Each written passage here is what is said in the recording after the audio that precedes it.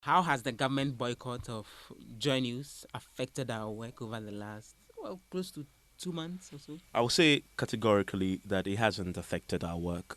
We have done. At all. The boycott hasn't really affected our work It at all. hasn't affected our work. We are journalists. What we do is to gather information and share with our listeners, which is what we've done over the period. The government has boycotted us. Our listeners have been served, right from the morning show all the way through to my show in the evening on Newsnight and other news programs. We've done the job. But, when the issues come up, you would want to have those who have the people's power in there to hold them to account, to ask them the tough questions. If, you're unable to do that, obviously there's an issue there, isn't it? If you're unable to get those in authority to hold them to account for the issues that come up. Journalism is about the people. Journalism is not about officials. It's not about them. If you make journalism about officials, about government voices, then you've lost the plot. Official voices, yeah, they are important, but they're not essential because it's about the people. And so we have shows like Ghana Connect where you put in exclusive voices of the people. And so once you have the people's voices, once you give them the microphones, once you get civil society, which if you watch news file, more civil society voices than political voices. We've done the same in our many news bulletins as well. More civil society, more expert voice when there's a need for a political voice because the incumbent party says they don't want to talk to us. We go to the opposition, we ask them questions, we play the devil's advocate, we ask them the tough questions. All we've done, by the time you leave a conversation, your audience should be in a position to judge for themselves the merits of a story.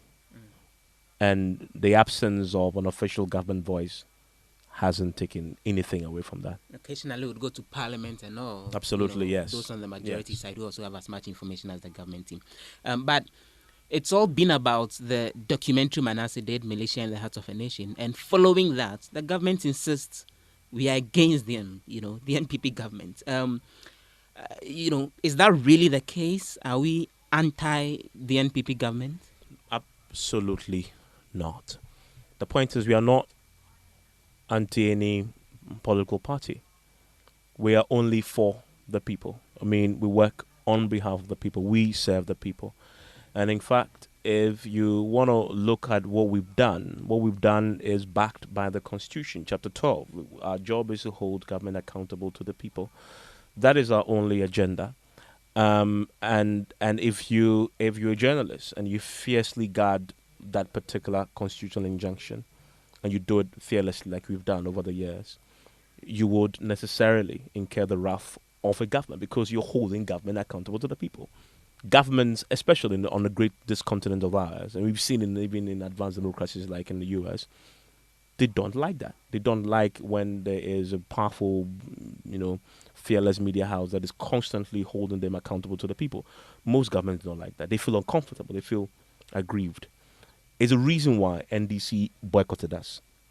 They actually held a press conference and announced that they have. It was very extensive. We could not cover government official functions. We show up there. Our reporters are removed from the events. That's how bad it was. That's NDC. Then MPP comes to power under this current president, and they've also boycotted us. The difference is they haven't formally, officially announced it, but there is a boycott because they don't speak to us. There may be many occasions where on my show I have booked government voices. They had showed up and they've told me they've been called to not to speak. And even some of them show up at a Semper, and when you invite them to Top Story, then they say they will be on a Semper, but they won't be on Joy. They've been asked not to speak. Now, for me, really, if you seriously want to know the best test of a media house, a news media organization, a journalist's independence, for us, I think the biggest testimony to our independence and to how fearlessly we guard that is the fact that this current government had boycotted us. Because when NDC boycotted us, they were absolutely convinced in their minds that we were anti them. We were regime changes, they called us. they thought that we were doing the bidding of the MPP. Well, the MPP is in power, and they have also boycotted us. I mean, so if there were any group of people out there who still doubted us, who had questions in their heads about our neutrality, for me, this is the biggest testimony yet of how neutral we are as a broadcasting house. And in fact, this current boycott couldn't have done us a bigger favor. It's the bigger favor they've done us by taking the decision to take into boycott us. Because there were many people who, after the 2016 elections, thought, because we called elections, thought we were MPP and that we have held the MPP to come to power. Manasseh Zuriawuni, who, by the way, his work is the basis of this disagreement, was a guy who did Jida Suba, all those stories that became Mahama Ford. Mahama Ford. All those stories that became the basis for MPP's campaign. The campaign slogans, the corruption, the incompetence, a lot of that was based on Manasseh's work. And the same person today being tagged as anti-MPP, the same person, right? So for me, it's a reason why I love working in a place like this, because it's the only place where you are allowed to do journalism the way journalism should be done, fearlessly, and fairly. But you do it regardless of who suffers a stroke. It's just what it is. No, but to the extent that every government is taking it and all, it raises the question: are we doing something wrong, even in the light of all the defense that you mounted? Are we, could that possibly be how come? Fortunately, in journalism, if all government, regardless of its political affiliation, ideology, doesn't like you, fortunately in journalism, that is the best way to judge how good you are as a journalist. In fact, if you have a government liking and applauding you, then you know you're doing something wrong. I mean, if you want to judge how good you are as a journalist, as a media house, if you want to judge if you're on the right path or you're doing something right, what you need to watch is how politicians react to you when they're in government, especially. If they clap for you, if they applaud you, if they commend you, and that's all they do, and they never have an issue with your work, you're doing something wrong. If they boycott you, if they take you to the NMC sometimes, and sometimes we are wrong. We are not perfect. Sometimes we make mistakes. Not on this one, by the way, not on this Manasseh one. Sometimes we are human, so we make a mistake. But if they constantly are unhappy with your work, you should know you're doing something right. In fact, the MPP were convinced in opposition when the NDC was hammering us that we're doing something right. There's a reason why they defended us then. The way NDC is defending us today. So it's just the beauty of democracy. The government has a right to disagree with us, but we have a constitutional injunction to hold them accountable to the people. So, if I'm not mistaken, this boycott has been ongoing for a little over 2 months. The only time our listeners heard us having a conversation around it was last week, Wednesday. Well, something like that, and it was on the morning show, and subsequently we brought back those sounds on the news and all. We would only usually make the point that we tried to reach government and government didn't respond. How come that, we've virtually stayed silent on making that point known to the ordinary listener, that there's a government boycott, and that's how come they're not hearing the government voices? We haven't boycotted ourselves. Government chose to boycott. So it's government's business to announce it, not ours. What we can do professionally in the bulletin is, if it's required that we have a government voice, you say in that bulletin, because that we try to get government and they say they won't talk to us. It doesn't follow that we can say they've boycotted us. There's two different things. You reached out, they won't comment. That's what you say in your bulletins. But it is government business to choose to announce their boycott. They haven't announced it, and so they haven't announced it. As far as we're concerned, they are not speaking to us. But even that it's not entirely what it is, because I've heard some government officials, a few of them speak to us anyway. Atachia has spoken to us. Attorney General has spoken to us. A few of them have in doing this boycott. But obviously nobody from the Information Ministry, neither the Information Minister himself or his deputies, the official mouthpieces of government, have spoken to us. So that should tell you a story. However, it is not our job to announce a boycott. It's their job too. So, just finally on this, then I'll move quickly to one other subject. And it's the fundamental question, I've told our listeners we are getting a response to. What makes us the most politically neutral news organization that you would find here in Ghana, despite all the issues both parties have raised against us, you would say? We are still the only broadcast media organization that I know of that has been boycotted officially and unofficially by two different political parties in government. If you want to know why we are still the most independent, the most influential, just look at that. No other media house has been boycotted before, as far as I know. If somebody remembers any, they should stand for correction. But we still remain the only. And for me, the politicians do this, and they only affirm our neutrality. They only affirm our professionalism, because you cannot, as journalists or as a media house, be seen to be always on the good side of government. If you are for the people and standing with the people, sometimes that is in conflict with what the government will do. But if that's what you need to do to remain relevant, to remain independent, and to serve the people, that's what you have to do. And that is, for me, is what anybody should look at. Because MPP, those who said when NDC boycotted us that we were MPP, I wonder what they're saying now. Would they say we are NDC now? Because NDC boycotted us too, right? So that for me is the biggest testimony. It is the reason why I love working here. And we are clear in our minds. You are an editor here. So, usually they'll claim we've gotten the stories wrong. But give us a sense.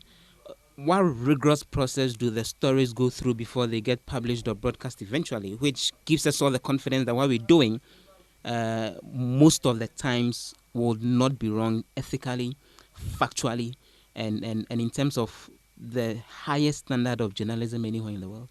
First of all, it starts with the quality of reporters we have. I think in this country, you have the best quality reporters, people who have academically very qualified, people who have done the job for a long time. Your good self, you're Cornell trained. For me, that's where it starts, and then it goes into. You are London School of Economics trained, and it goes to the kind of work that we do. I must emphasize, we are still an organization made of humans with blood flowing through our veins, and so we make mistakes. However, because it's a news organization and accuracy is important, the structures are very rigorous. No one person in this organization can make a decision and force it on anybody else. I cannot. Not even the managing news editor, not even Kwesi Chum, who is a CEO, can. Because people are fiercely independent. How dare you? Manasseh does work, and then you come and tell him to what? You can't do it. And Manasseh knows his work will be subject to strict peer review. Our meetings, there are 3 of them. Editorial meetings. There's one in the morning. I invite people to come and sit in and watch what happens. There's one in the morning, and you pitch a story, and it is scrutinized and categorized before it's put on air. Yes, sometimes we get it wrong in eventual execution, but that is scrutiny. That's one. And then there is one after midday when the news is reviewed, and it is brutal. The news is reviewed. The 30-minute bulletin is reviewed. People are told to their faces what they did wrong and what they did right. And then there's a planning for the evening, top story news, which is again very, very rigorous. Everybody else in the room, including the news editor, pitches in on a story. They shape it, we cut it, and then there's evening. After 7, same review of the top story news night, and then there's another editorial meeting to plan for 6 a.m. And all that goes into a process, and the editors will edit it before it goes on air. So that process is so rigorous that how you manage to, I guess, have your way. Because sometimes people think that there's an agenda. There are more than 30, close to 50 people in the newsroom. So whose agenda are all of us pursuing? It's not possible. It's not possible to come and because you will be grilled. Even the managers that bring stories that are shut down in the meeting, because it's on the strength of an argument. not a person's influence in newsroom. So if your argument is good, the story is solid, it will pass. If it's not, it's shut down. And that, I guess, is why you see all the awards. It's no fluke. The best journalist for West Africa, all the awards, international awards we have across the globe. We're winning. We are in contest with CNN and New York Times, and Justice Bid wins it. New York Times, CNN, other global power news houses, and from a tiny radio station and TV station in Accra called Joy News, somebody here wins it in the competition with them. It's no fluke. It's because of the quality of people here and the quality of the scrutiny that leads into the product that you see on TV or hear on radio. And thanks to this, people take it seriously. Our stories have brought relief. It's brought health infrastructure. It's brought, it's built water hospitals. to homes. Yeah, it's built hospitals. I mean, we worked with the First Lady to help bring some relief to the Confanochi Teaching Hospital, build a neonatal intensive care unit there because of one story that we did. We took initiative to do. Remand prisoners have been released. Exactly. I mean, so it's just the influence. Look, mention all the groundbreaking stories that have changed society. You will find it's coming from Joy FM. All the stories that get Ghana talking, that lead to changes, fundamental changes, people going to jail. If you take Anas away from that equation, you'll find that it's coming from here. I can name 1,000 stories, that you point to, comes from here, and it's because people here work. I think sometimes we need to do an open day and invite the public to come and just pass through and see what we do and how we do it. We are not saying we are perfect, but we try our best to give our audience the best all the time. And unfortunately, sometimes when the journalists, you do that, you step on people's toes. Mostly in a country like Ghana, political toes. And when you step on your toes, they will bite back. And that is what they are doing. So we don't have a problem with an MPP or an NDC boycotting us. We just hope that they won't do it because they will appreciate that we are just doing our jobs as we are enjoined to do by the Constitution of the Republic of Ghana. And so we can work together and serve the people, because I hope that a politician's primary responsibility is to serve the people. Information and communication, I guess, is one of the most important parts of that, and we are the intermediaries between the public and the leaders. And so sometimes there's tension, but the tension shouldn't lead to a breakdown in relationship, which sometimes tends to happen with these two parties when they're in government.